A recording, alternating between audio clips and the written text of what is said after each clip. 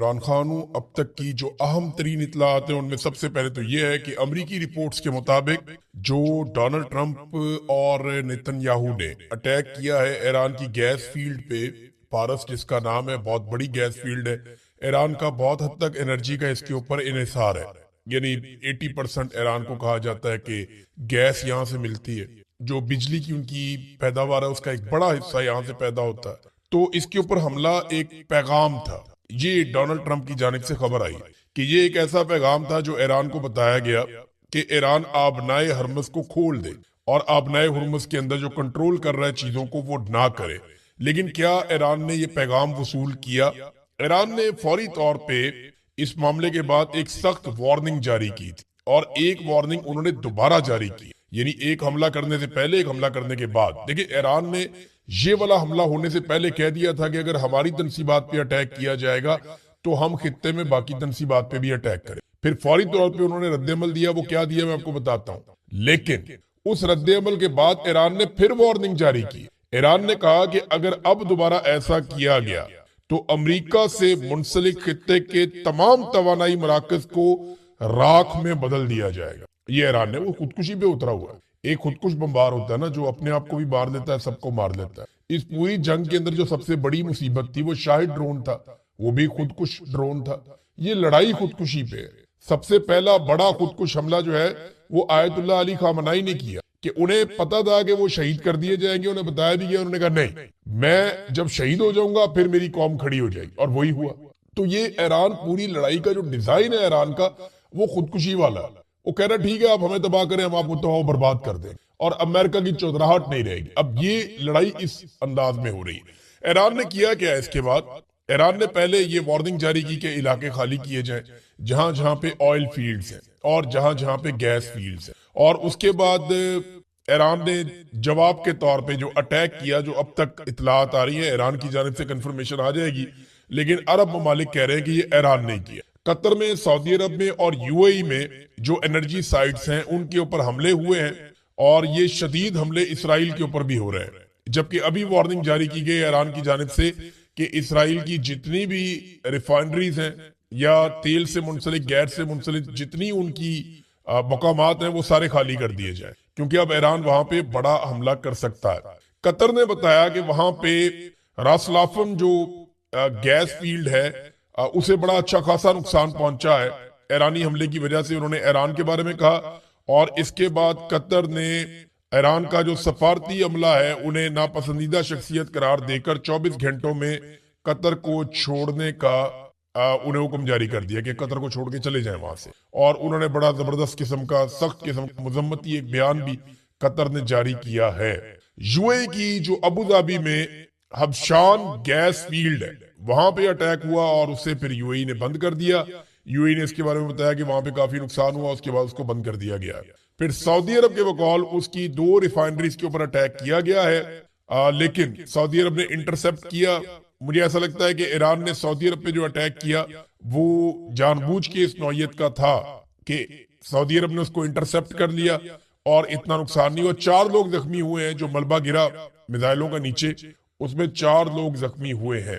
سعودی عرب نے یہ سٹیٹمنٹ دیا کہ ایران کا جو کچھ بھروسہ بچا تھا وہ ان حملوں کے نتیجے میں چلا گیا، اور سعودی عرب نے یہ بھی کہا کہ وہ ایران کے خلاف فوجی کارروائی کا حق محفوظ رکھتا ہے۔ اب یہ تو آ گیا جناب ان کا سٹیٹمنٹ، اور کچھ ڈیولپمنٹ بھی ہیں جو ایران نے کیے ہیں فوری طور پہ آج کے دن میں، کیونکہ ایک ڈیٹا ہے میرے پاس۔ اس ڈیٹا کو اگر آپ دیکھتے ہیں تو آپ کو سمجھ آتی ہے کہ ایران نے پہلے دن بہت بڑے پیمانے پر حملے کیے تھے، پھر 1-2 دن کے بعد ان حملوں کی شدت میں کمی آ گئی تھی، لیکن اگر آپ جنگ کا 17واں، 18واں، 19واں دن آپ دیکھیں تو یہ لگاتار میزائلوں اور ڈرون کی تعداد میں اضافہ ہو رہا ہے۔ جب امریکہ نے یہ اناؤنس کیا کہ اب ایران کے ہتھیار ختم ہو رہے ہیں، یا بہت تھوڑے سے ڈرون اور میزائل رہ گئے ہیں، یا 8% رہ گئے ہیں، جب ڈونلڈ ٹرمپ نے یہ کہا تو ایران نے ایک دم ایکسیلیٹر پہ پاؤں رکھ دیا، اور اب ایران جو ہے وہ ڈرون بھی زیادہ مار رہا ہے اور میزائل بھی زیادہ مار رہا ہے۔ اور اس مرتبہ اس کے ڈرون اور میزائلز نشانے پہ اس لیے لگ رہے ہیں کہ خطے کا جو ایک انٹرسپشن کا نظام تھا، دفاعی نظام تھا، فضائی دفاعی نظام، وہ کافی حد تک ایران نے پہلے ہی متاثر کر دیا ہے۔ ایران نے ریاض میں، سعودی عرب کا شہر ہے، وہاں پہ امریکی فائٹر جیٹس کا جو فیول ڈپو ہے وہ بھی تباہ کر دیا ہے۔ اس کے علاوہ یو اے ای کے المنہار ایئر بیس پر ایران نے ایک اور حملہ کیا ہے۔ اسرائیل کے بن گویریان ایئرپورٹ پر تباہی مچا دی ہے، وہاں پہ 3 طیارے بھی تباہ ہونے کی اطلاع آئی ہے۔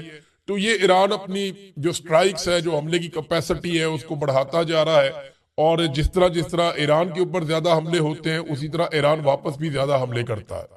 اب ایران نے یہ کہا کہ دوبارہ اگر ہماری آئل کی یا گیس کی تنصیبات کو نشانہ بنایا گیا تو ہم جواباً باقی سب کی تنصیبات کو نشانہ بنائیں گے۔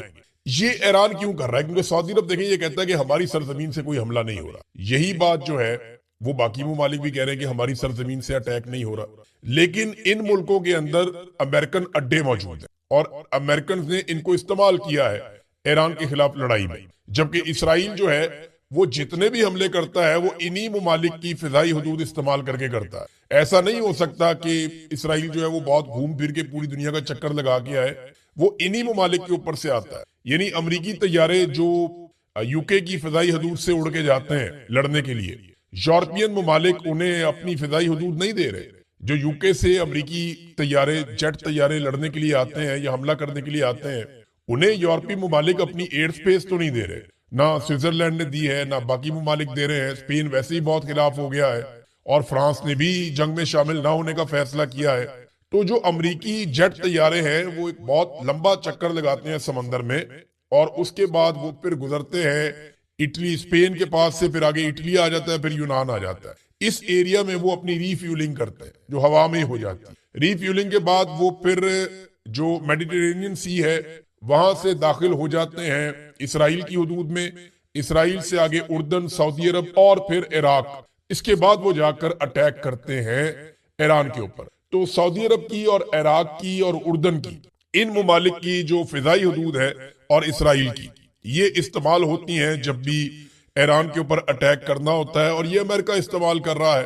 اب آپ اندازہ کریں کہ یورپی یونین یا یورپی ممالک اپنی فضائی حدود امریکہ کو نہیں دے رہے، کئی ممالک اپنی فضائی حدود امریکہ کو نہیں دے رہے، لیکن عرب ممالک کی فضائی حدود امریکہ استعمال کر رہا ہے۔ وجہ یہ ہے کہ دفاعی نقطہ نظر سے ان کے کچھ معاہدے ہیں، اور امریکہ سعودی عرب کا، یو اے ای کا، قطر کا، اردن کا، ان ممالک کا دفاع بھی کرتا ہے، اور انہوں نے آپس میں دفاعی معاہدے کیے ہوئے ہیں۔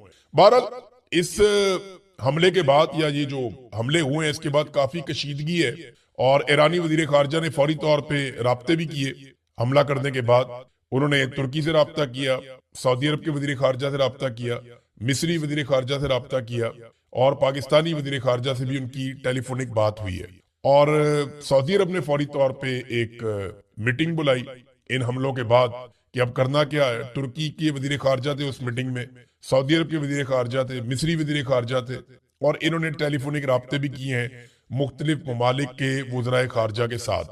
سعودی عرب نے یہ کلیم کیا ہے کہ پاکستان کے ساتھ ایک دفاعی ہمارا معاہدہ ہے، اگر ایران کے ساتھ ہم لڑائی میں اترتے ہیں تو وہ معاہدہ فعال ہو جائے گا، اور پاکستان ہماری طرف سے لڑے گا، اور پاکستان کے جو ایٹامک ہتھیار ہیں وہ سعودی تجزیہ کار ہیں، وہ یہ بات کر رہے تھے، اور آپ کو پتا ہے کہ وہ کوئی بھی ایسی بات وہاں پہ نہیں کی جا سکتی جو سعودی حکومت کی مرضی یا منشا کے خلاف ہو، وہاں پہ وہ بات نہیں ہو سکتی، یہ ہم سارے اچھی طرح جانتے ہیں۔ تو اب ایسا لگتا ہے کہ پاکستان کو کوئی نہ کوئی پوزیشن لینی پڑ جائے گی آنے والے دنوں میں۔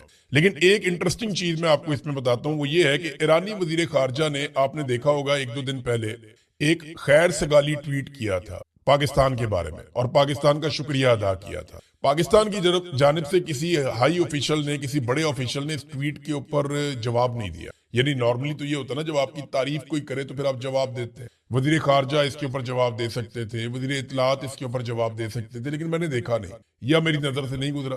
کسی کی نظر سے گزرا ہو تو وہ بتا دے، لیکن بظاہر ایسا کچھ دکھائی نہیں دیا۔ پاکستان کی حکومت نے کوئی گرم جوشی نہیں دکھائی۔